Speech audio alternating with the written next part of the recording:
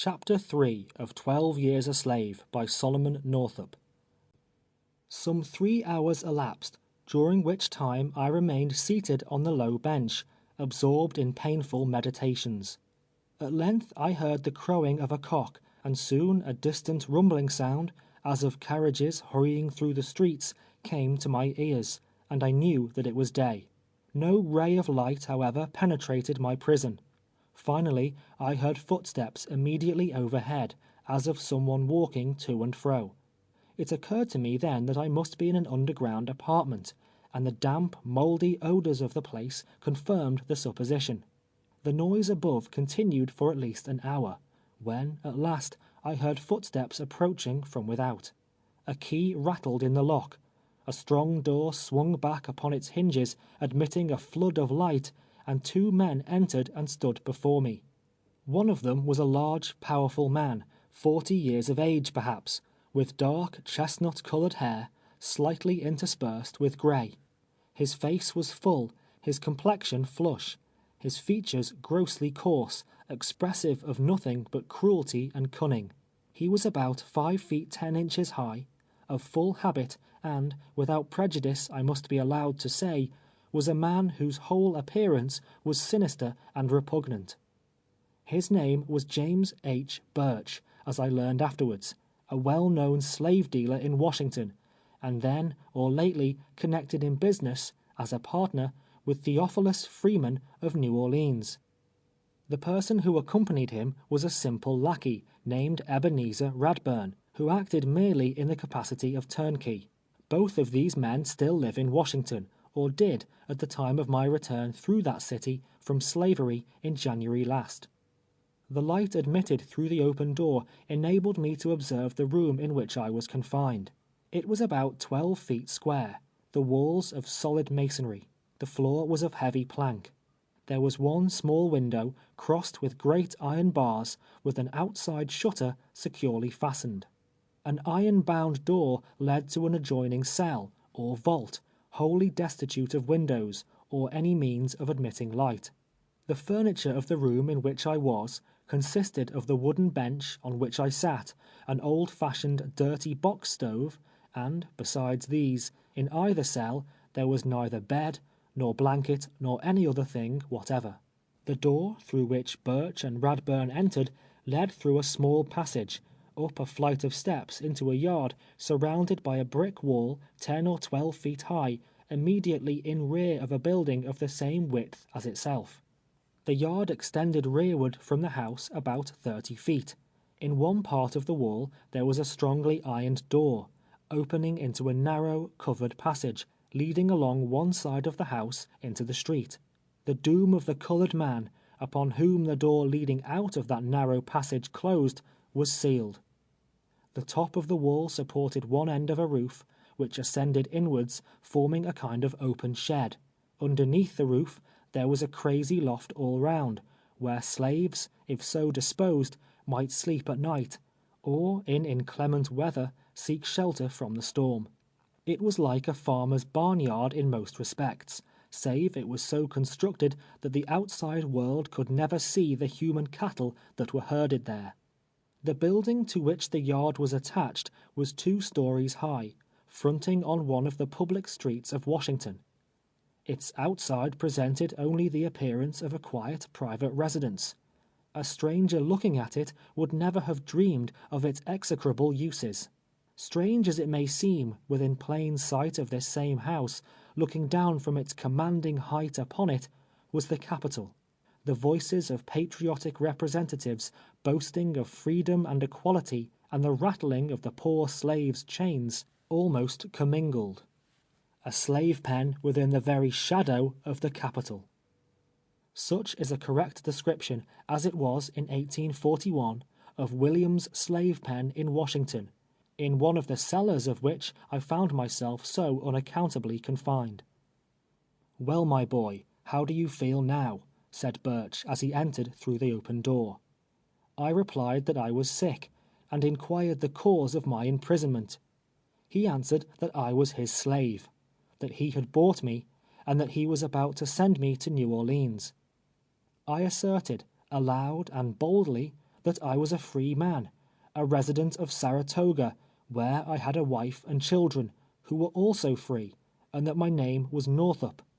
I complained bitterly of the strange treatment I had received, and threatened, upon my liberation, to have satisfaction for the wrong. He denied that I was free, and with an emphatic oath declared that I came from Georgia. Again and again I asserted I was no man's slave, and insisted upon his taking off my chains at once. He endeavored to hush me, as if he feared my voice would be overheard. But I would not be silent, and denounced the authors of my imprisonment, whoever they might be, as unmitigated villains. Finding he could not quiet me, he flew into a towering passion. With blasphemous oaths, he called me a black liar, a runaway from Georgia, and every other profane and vulgar epithet that the most indecent fancy could conceive. During this time, Radburn was standing silently by. His business was to oversee this human, or rather inhuman, stable, receiving slaves, feeding and whipping them, at the rate of 2 shillings a head per day. Turning to him, Burch ordered the paddle and cat o' nine tails to be brought in. He disappeared, and in a few moments returned with these instruments of torture. The paddle, as it is termed in slave-beating parlance, or at least the one with which I first became acquainted, and of which I now speak, was a piece of hard-wood board, 18 or 20 inches long, moulded to the shape of an old-fashioned pudding stick, or ordinary oar. The flattened portion, which was about the size in circumference of 2 open hands, was bored with a small auger in numerous places. The cat was a large rope of many strands, the strands unravelled and a knot tied at the extremity of each. As soon as these formidable whips appeared, I was seized by both of them and roughly divested of my clothing. My feet, as has been stated, were fastened to the floor. Drawing me over the bench, Radburn placed his heavy foot upon the fetters between my wrists, holding them painfully to the floor. With the paddle, Burch commenced beating me. Blow after blow was inflicted upon my naked body. When his unrelenting arm grew tired, he stopped and asked if I still insisted I was a free man. I did insist upon it, and then the blows were renewed, faster and more energetically, if possible, than before. When again tired, he would repeat the same question, and receiving the same answer, continue his cruel labor. All this time the incarnate devil was uttering most fiendish oaths.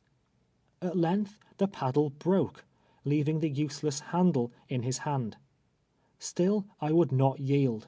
All his brutal blows could not force from my lips the foul lie that I was a slave. Casting madly on the floor the handle of the broken paddle, he seized the rope. This was far more painful than the other. I struggled with all my power, but it was in vain. I prayed for mercy, but my prayer was only answered with imprecations and with stripes. I thought I must die beneath the lashes of the accursed brute. Even now the flesh crawls upon my bones as I recall the scene. I was all on fire. My sufferings I can compare to nothing else than the burning agonies of hell. At last I became silent to his repeated questions. I would make no reply. In fact, I was becoming almost unable to speak. Still he plied the lash without stint upon my poor body, until it seemed that the lacerated flesh was stripped from my bones at every stroke. A man with a particle of mercy in his soul would not have beaten even a dog so cruelly. At length, Radburn said that it was useless to whip me any more, that I would be sore enough.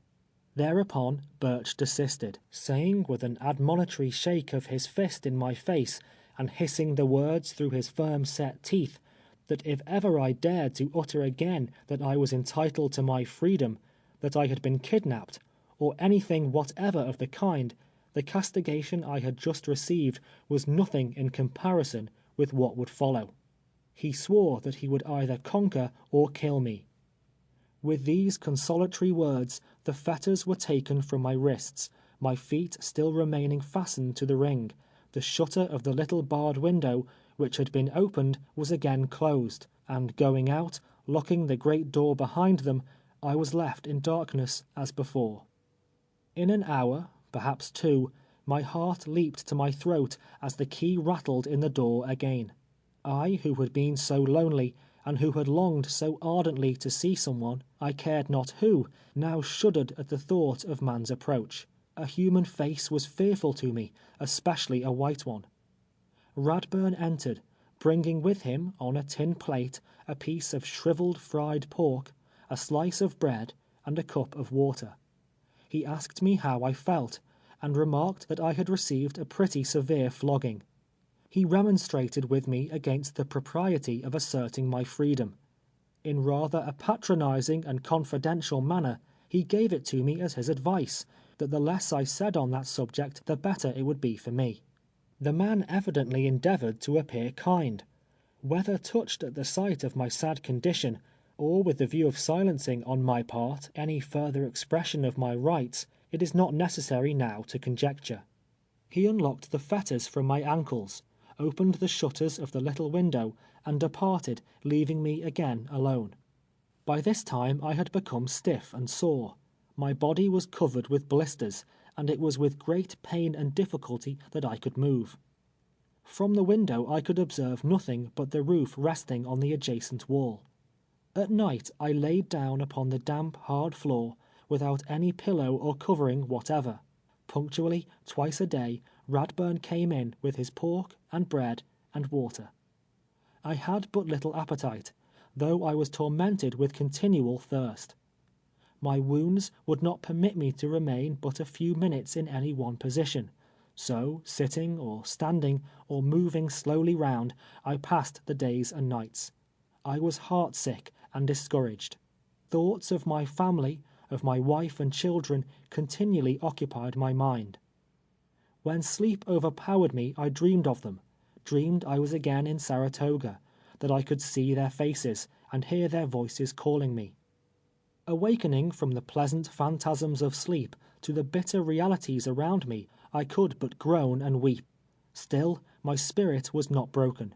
I indulged the anticipation of escape, and that speedily. It was impossible, I reasoned, that men could be so unjust as to detain me as a slave, when the truth of my case was known. Burch, ascertaining I was no runaway from Georgia, would certainly let me go. Though suspicions of Brown and Hamilton were not unfrequent, I could not reconcile myself to the idea that they were instrumental to my imprisonment. Surely they would seek me out. They would deliver me from thraldom. Alas, I had not then learned the measure of man's inhumanity to man, nor to what limitless extent of wickedness he will go for the love of gain. In the course of several days, the outer door was thrown open, allowing me the liberty of the yard. There I found 3 slaves, one of them a lad of 10 years, the others young men of about 20 and 25. I was not long in forming an acquaintance, and learning their names and the particulars of their history. The eldest was a colored man named Clemens Ray. He had lived in Washington, had driven a hack, and worked in a livery stable there for a long time. He was very intelligent, and fully comprehended his situation. The thought of going south overwhelmed him with grief. Burch had purchased him a few days before, and had placed him there until such time as he was ready to send him to the New Orleans market. From him I learned for the first time that I was in William's slave pen, a place I had never heard of previously. He described to me the uses for which it was designed. I repeated to him the particulars of my unhappy story, but he could only give me the consolation of his sympathy. He also advised me to be silent henceforth on the subject of my freedom, for, knowing the character of Burch, he assured me that it would only be attended with renewed whipping. The next eldest was named John Williams. He was raised in Virginia, not far from Washington. Burch had taken him in payment of a debt, and he constantly entertained the hope that his master would redeem him, a hope that was subsequently realized. The lad was a sprightly child, that answered to the name of Randall. Most of the time he was playing about the yard, but occasionally would cry, calling for his mother, and wondering when she would come. His mother's absence seemed to be the great and only grief in his little heart. He was too young to realize his condition, and when the memory of his mother was not in his mind, he amused us with his pleasant pranks. At night, Ray, Williams, and the boy slept in the loft of the shed, while I was locked in the cell. Finally, we were each provided with blankets, such as are used upon horses, the only bedding I was allowed to have for 12 years afterwards. Ray and Williams asked me many questions about New York, how colored people were treated there, how they could have homes and families of their own, with none to disturb and oppress them, and Ray, especially, sighed continually for freedom. Such conversations, however, were not in the hearing of Birch or the keeper Radburn. Aspirations such as these would have brought down the lash upon our backs. It is necessary in this narrative, in order to present a full and truthful statement of all the principal events in the history of my life, and to portray the institution of slavery as I have seen and known it, to speak of well-known places, and of many persons who are yet living. I am, and always was, an entire stranger in Washington and its vicinity. Aside from Birch and Radburn, knowing no man there, except as I have heard of them through my enslaved companions. What I am about to say, if false, can be easily contradicted. I remained in William's slave pen about 2 weeks. The night previous to my departure, a woman was brought in, weeping bitterly, and leading by the hand a little child. They were Randall's mother and half-sister. On meeting them, he was overjoyed, clinging to her dress, kissing the child, and exhibiting every demonstration of delight. The mother also clasped him in her arms, embraced him tenderly, and gazed at him fondly through her tears, calling him by many an endearing name. Emily, the child, was 7 or 8 years old, of light complexion, and with a face of admirable beauty. Her hair fell in curls around her neck, while the style and richness of her dress, and the neatness of her whole appearance, indicated she had been brought up in the midst of wealth. She was a sweet child indeed. The woman also was arrayed in silk, with rings upon her fingers, and golden ornaments suspended from her ears. Her air and manners, the correctness and propriety of her language, all showed evidently that she had sometimes stood above the common level of a slave. She seemed to be amazed at finding herself in such a place as that. It was plainly a sudden and unexpected turn of fortune that had brought her there. Filling the air with her complainings, she was hustled, with the children and myself, into the cell. Language can convey but an inadequate impression of the lamentations to which she gave incessant utterance. Throwing herself upon the floor, and encircling the children in her arms, she poured forth such touching words as only maternal love and kindness can suggest. They nestled closely to her, as if there only was there any safety or protection. At last they slept, their heads resting upon her lap. While they slumbered, she smoothed the hair back from their little foreheads, and talked to them all night long. She called them her darlings, her sweet babes, poor innocent things that knew not the misery they were destined to endure. Soon they would have no mother to comfort them. They would be taken from her. What would become of them? Oh, she could not live away from her little Emmy and her dear boy. They had always been good children and had such loving ways. It would break her heart, God knew, she said, if they were taken from her. And yet she knew they meant to sell them, and, maybe, they would be separated, and could never see each other any more.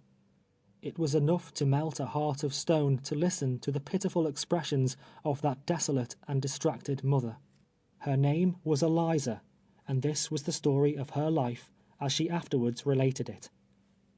She was the slave of Elisha Berry, a rich man living in the neighborhood of Washington. She was born, I think she said, on his plantation. Years before, he had fallen into dissipated habits, and quarreled with his wife. In fact, soon after the birth of Randall, they separated. Leaving his wife and daughter in the house they had always occupied, he erected a new one nearby, on the estate. Into this house he brought Eliza, and on condition of her living with him, She and her children were to be emancipated. She resided with him there 9 years, with servants to attend upon her, and provided with every comfort and luxury of life. Emily was his child. Finally, her young mistress, who had always remained with her mother at the homestead, married a Mr. Jacob Brooks. At length, for some cause, as I gathered from her relation, beyond Berry's control, a division of his property was made. She and her children fell to the share of Mr. Brooks. During the 9 years she had lived with Berry, in consequence of the position she was compelled to occupy, she and Emily had become the object of Mrs. Berry and her daughter's hatred and dislike. Berry himself she represented as a man of naturally a kind heart, who always promised her that she would have her freedom, and who, she had no doubt, would grant it to her then, if it were only in his power. As soon as they thus came into the possession and control of the daughter, it became very manifest that they would not live long together. The sight of Eliza seemed to be odious to Mrs. Brooks. Neither could she bear to look upon the child, half sister and beautiful as she was. The day she was led into the pen, Brooks had brought her from the estate into the city, under pretence that the time had come when her free papers were to be executed, in fulfillment of her master's promise. Elated at the prospect of immediate liberty, she decked herself and little Emmy in their best apparel, and accompanied him with a joyful heart. On their arrival in the city, instead of being baptized into the family of freemen, she was delivered to the trader Birch. The paper that was executed was a bill of sale. The hope of years was blasted in a moment. From the light of most exulting happiness to the utmost depths of wretchedness she had that day descended. No wonder that she wept, and filled the pen with wailings and expressions of heart-rending woe. Eliza is now dead. Far up the Red River, where it pours its waters sluggishly through the unhealthy lowlands of Louisiana, she rests in the grave at last, the only resting place of the poor slave. How all her fears were realized, how she mourned day and night, and never would be comforted, how, as she predicted, her heart did indeed break, with the burden of maternal sorrow, will be seen as the narrative proceeds. End of chapter 3.